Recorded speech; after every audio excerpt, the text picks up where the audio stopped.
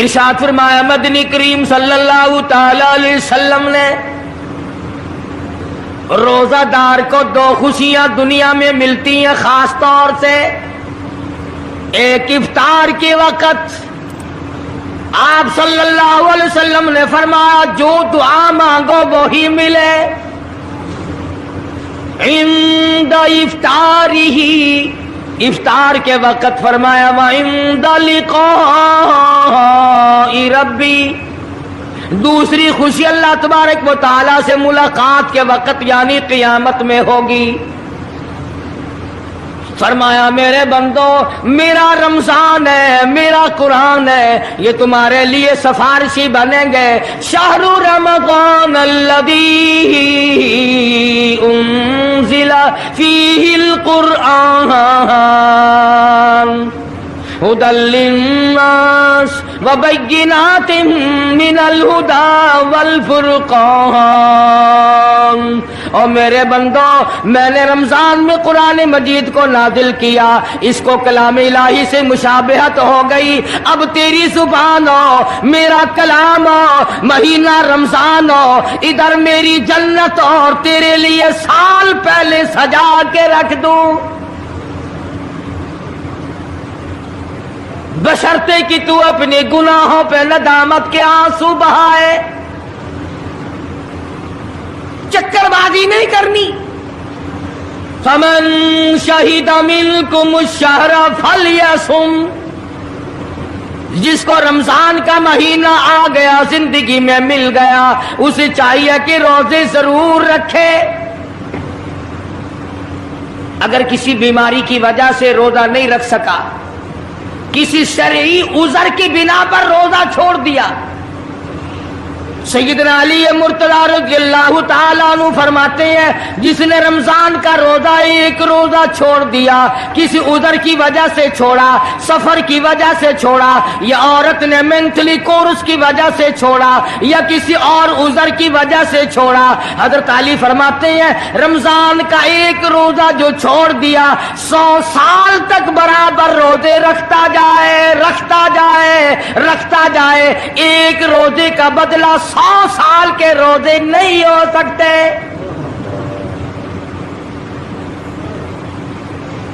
100 سال کے معنی رمضان کے نہیں.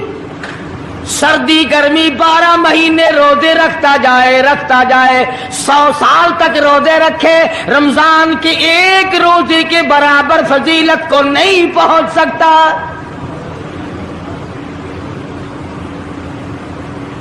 آج تو کئی مرد کہہ دیتے ہیں میرا دل گھٹتا ہے، عورتیں کہتی ہیں دل گھٹتا ہے. میں کہتا ہوں آج گرمی کی وجہ سے دل گھٹتا ہے، کل قبر میں کیا گھٹے گا؟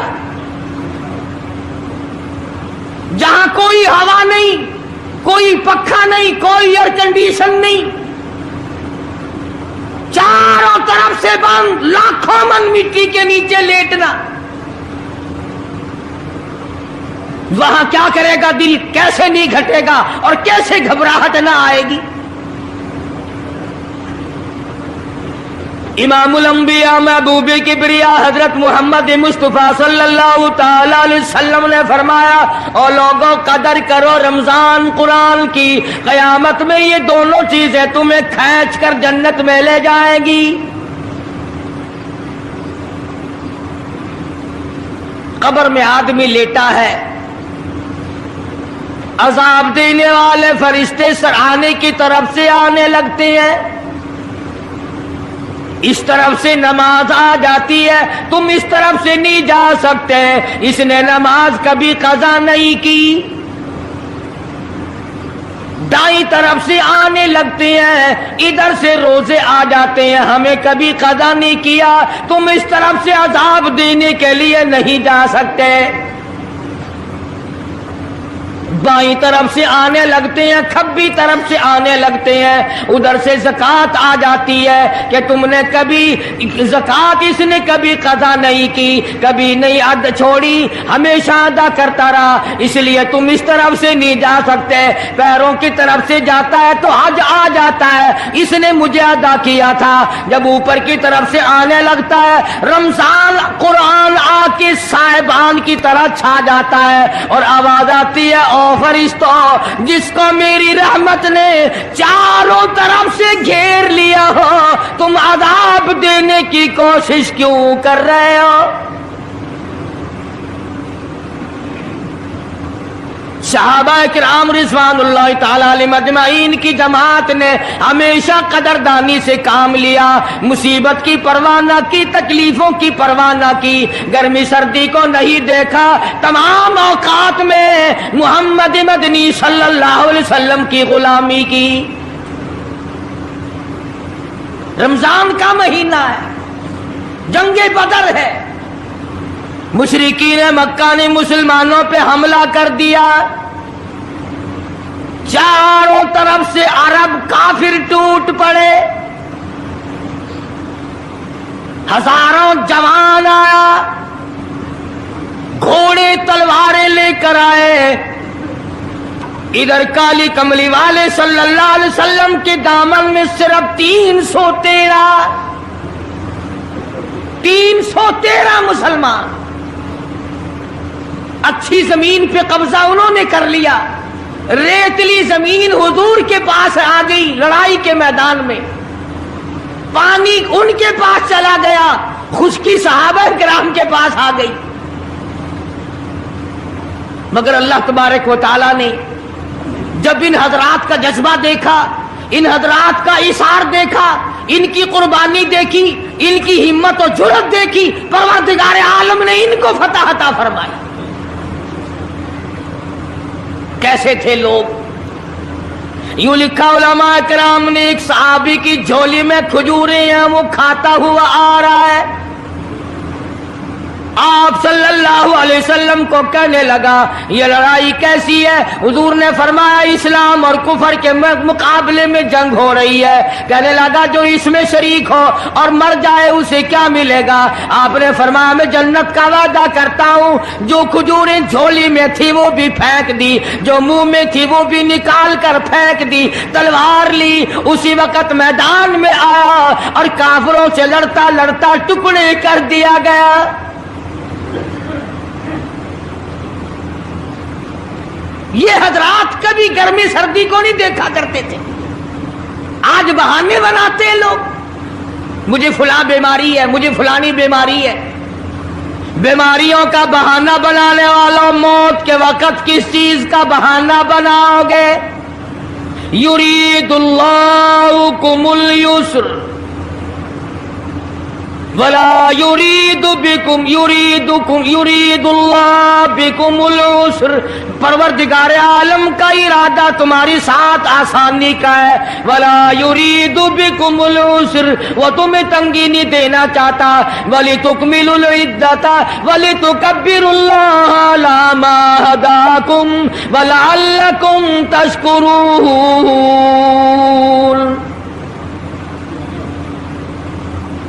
अल्लाह पाक जो कहता है कि पानी ना पियो, खाना ना खाओ, बीवी के पास ना जाओ, अल्लाह मियां का इसमें क्या फायदा?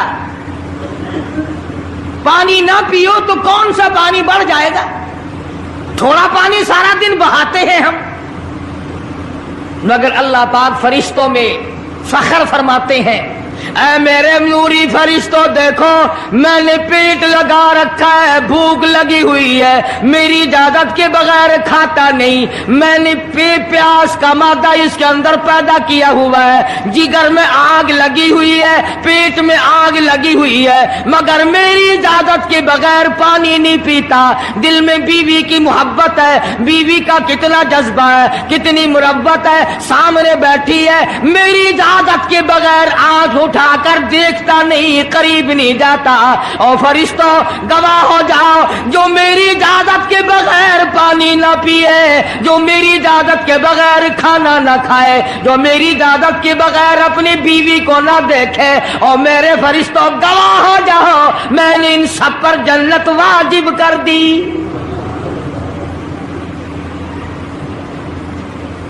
बात तो उसकी रजा की है, अगर रजा मिल गई तो सब कुछ मिल गया, अगर खुदा की रजा ना मिली तो बर्बाद हो जाओगे।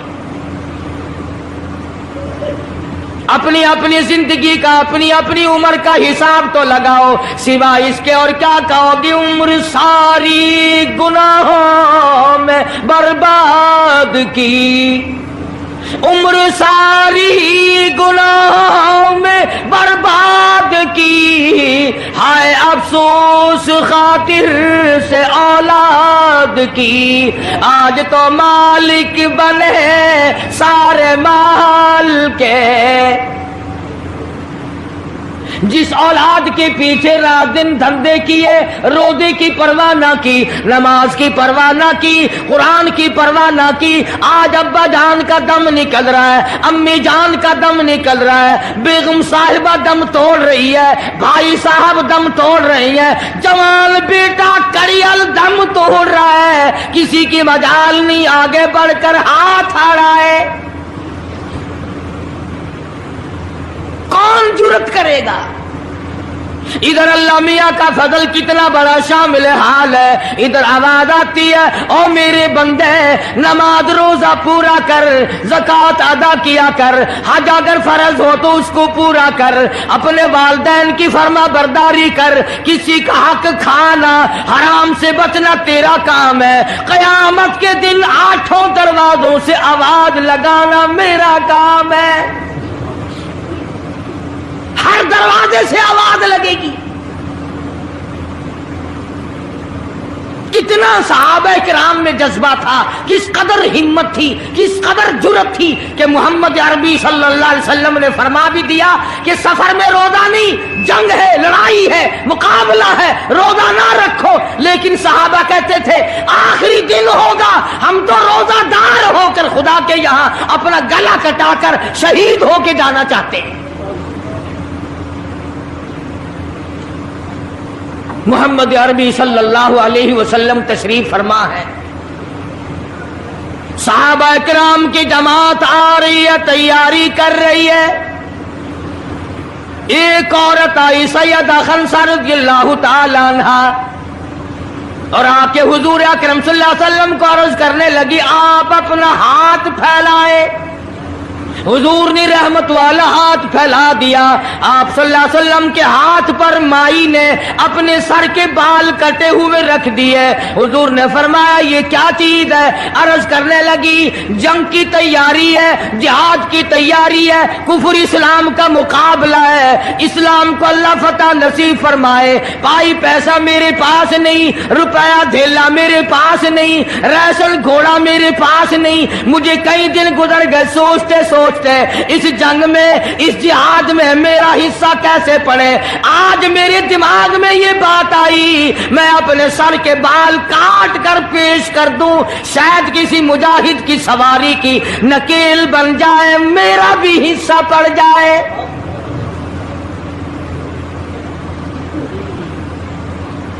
رمضان المبارک کا مہینہ ہے، محمد مدنی صلی اللہ علیہ وسلم تشریف فرمائے، ایک عورت آتی ہے اپنے 2 بچوں کو لے کر پیش کرتی ہے، آپ ان کو قبول فرمائے، آپ ان کو جنگ میں ساتھ لے جائیں، میں نے دعا کی ہے الہی میرے یتیموں کا نذرانہ قبول فرما۔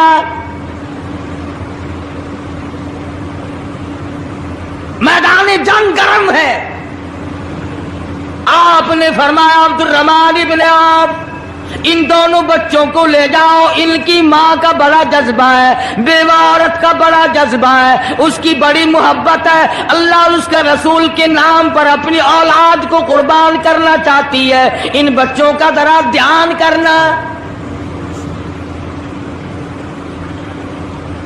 سیدنا معاذ اور معاذ رضی اللہ تعالی عنہما 2 بچے ہیں جو عورت نے لا کر کے پیش کیے ہیں، ماں نے پیش کیے ہیں، اور عبد الرحمن ابن عوف رضی اللہ تعالی عنہ نے دائیں بائیں ان کو کھڑا کیا ہے۔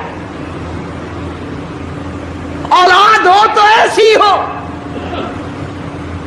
عبد الرحمن ابن عوف رضی اللہ تعالیٰ عنہ فرماتے ہیں دائیں طرف کھڑا ہونے والا بچہ مجھے کہنے لگا چچا جان ہمارے نبی کا دشمن ابو جہل کون سا ہے؟ میں نے کہا بیٹا تمہارا کیا مطلب، تم کیا لوگے؟ تمہاری والدہ نے تمہیں بھیج دیا ہے، کوئی کافر آ کر تمہارے گلے کاٹ دے گا، شہید ہو جاؤ گے، ٹھیک ہے۔ صحابی کہتا ہے ادھر دائیں طرف والے نے آگ کا اشارہ کیا، ادھر بائیں طرف کھڑا ہونے والا بچہ تیار کھڑا تھا، میں نے انگلی کا اشارہ کیا، وہ سرکس گھوڑے پہ سوار ابو جہل آ رہا ہے۔ صحابی کہتے ہیں میرا دایاں بایاں پاسا خالی ہو گیا، بجلی کی طرف دونوں دوڑ گئے، اور حالت یہ بنی کہ قسم کھائی کہ مر جائیں گے یا ماریں گے ناری کو، قسم کھائی کہ مر جائیں گے یا ماریں گے ناری کو، سنا ہے گالیاں دیتا ہے وہ محبوب باری کو، سنا ہے محمد عربی صلی اللہ علیہ وسلم کو گالیاں نکالتا ہے، تم کیا چیز لے کر حملہ کرو گے، تمہارے پاس کیا چیز موجود ہے؟ کہنے لگے نہ تیغ و تلوار پر تکیا، نہ خنجر پر نہ بھالے پر، بھروسہ ہے بس ایک سادی سی کالی کملی والے پر، تیغ و تلوار نہیں ہے، شہنشاہ کائنات کے فرمان پہ یقین کرنا ہمارا سہارا ہے، یہی ہتھیار ہے، یہی ساز و سامان ہے۔ عبد الرحمن بن عوف رضی اللہ تعالیٰ عنہ کہتے ہیں کہ میری نظروں نے دیکھا ابو جہل کی دونوں ٹانگیں کاٹ دی، بچوں نے نیچے گرا لیا، اور صحابی کو آواز دی ہمیں گلا کاٹنے کا طریقہ نہیں آتا، جلدی آؤ اس کافر کا گلا کاٹو۔ صحابی نے آگے بڑھ کر اس کا گلا کاٹنا شروع کیا، تھا کافر، تھا بڑا بہادر، بزدل نہیں تھا، ڈلا ملا نہیں تھا، کہنے لگا ذرا نیچے سے گردن کاٹنا، جب سر رکھے جائیں گے تاکہ صاف معلوم دے کسی سردار کا سر ہے۔ صحابہ کرام کے بچوں نے ابو جہل کو کاٹ مارا، رمضان کا مہینہ تھا، جنگ بدر تھا، خداوند عالم نے 5000 فرشتے بھیج کر صحابہ کرام کی امداد کی۔ آج ہم ایمانداری، انہوں نے جنگ کیا، انہوں نے کافروں سے رمضان کا مہینہ منوایا، آج مسلمان رمضان کا مہینہ نہیں مانتے، سگریٹ پیتے پھرتے ہیں، کھلے بندوں چائے پیتے ہیں، بوتلیں ڈھکارتے پھرتے ہیں۔ خدا کی قسم اگر اسلامی حکومت ہو ان کو کوڑے مارے جائیں، ان کو پکڑ کر سزائیں دی جائیں جو رمضان المبارک کی بے حرمتی کرتے ہیں، بے عزتی کرتے ہیں، اور رمضان کی توہین کرنے والوں، اللہ کے بھیجے ہوئے رمضان المبارک کی بے عزتی کرنے والوں، خدا کی قسم قبر میں وہ شدید عذاب بھگتنا پڑے گا جس کی انتہا کوئی نہیں۔ کیا خیال ہے کہ یوں ہی کام چل جائے گا؟ صحابہ کرام نے جنگ میں روزہ نہ چھوڑا، گھروں میں بیٹھی عورتیں چھوڑ دیتی ہیں، تجھے کیا معلوم ہے کل کس کو آئے گی اور کس کو نہیں؟ کیا معلوم کل کون؟ یاری والے پیر کا مسئلہ سنو، کتاب میں نہ ملے ذمہ داری سے کہتا ہوں، غنیت الطالبین کتاب اٹھا کر کے دیکھو، صفحہ 1059 سے لے کر 64 تک کو پڑھ کر کے دیکھو، علامہ فرماتے ہیں یاری والا پیر کہتا ہے، شیخ عبد القادر جیلانی لکھتے ہیں، محبوب سبحانی فرماتے ہیں، جس آدمی نے، جس عورت نے جان بوجھ کر نماز قضا کر دی، فنکاحها باطل باطل باطل، فرماتے ہیں نکاح اس کا ٹوٹ گیا، اولادها حرام،